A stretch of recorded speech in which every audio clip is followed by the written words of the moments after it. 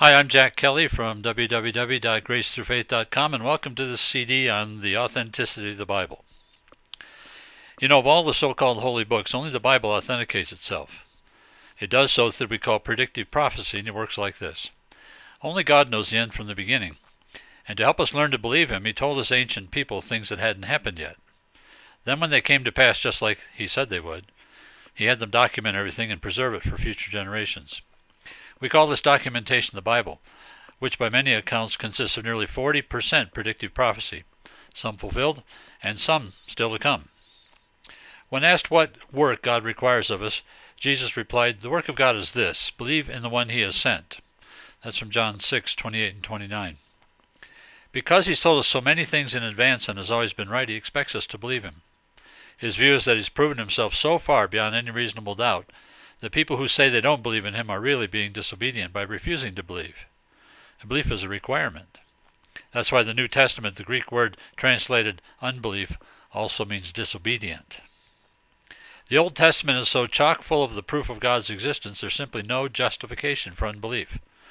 In my article on proving existence of God on our website, I used the examples of Cyrus the Persian and Alexander the Great to show that anyone with a study Bible and a competent history book can verify the existence of God simply by comparing fulfilled prophecy with world history. In Isaiah chapter 45, the Lord had Isaiah write about Cyrus the Persian over 150 years before his birth, explaining to him exactly how he would conquer the city of Babylon. When the prophet Daniel showed this to Cyrus, he was so impressed that he immediately authorized the release of all the Jews who had been in captivity in Babylon, and gave them financial incentives to return to Jerusalem. And likewise, when Alexander the Great was shown Daniel chapter 8, he knew immediately that the Bible was speaking of himself.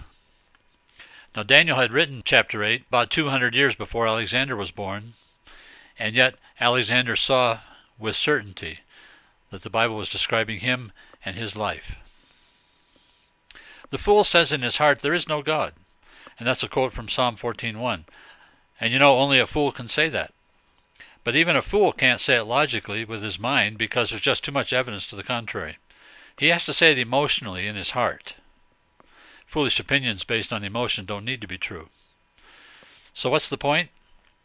Of all the things we should believe about God, the most important one is that He sent His Son to die for our sins so that we could spend eternity with Him. The first prophecy of this appears in Genesis 3:15, and it's repeated throughout the Old Testament.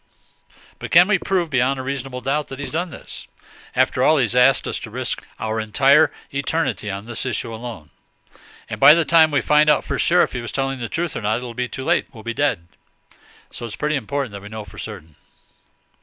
Let's review a few of the better-known prophecies relating to Jesus of Nazareth and see if we can prove that He's the one God sent. And while we're at it, let's see if there's any possibility that He could have fulfilled these prophecies accidentally. Chance is always the rival conjecture. Could this have all happened by coincidence? Or can we know that Jesus is the promised Redeemer?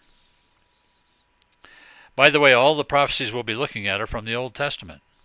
I'll give you the approximate date of each one, but if you're worried about the differences of opinion surrounding these dates, make it easy on yourself. It's a fact of history that Ptolemy Philadelphus II had the Hebrew Scriptures translated into Greek beginning in about 282 BC. They didn't do it all at once, but by 150 BC the work was pretty much complete. And so each prophecy we'll look at was a matter of public record at least 150 years before the fact.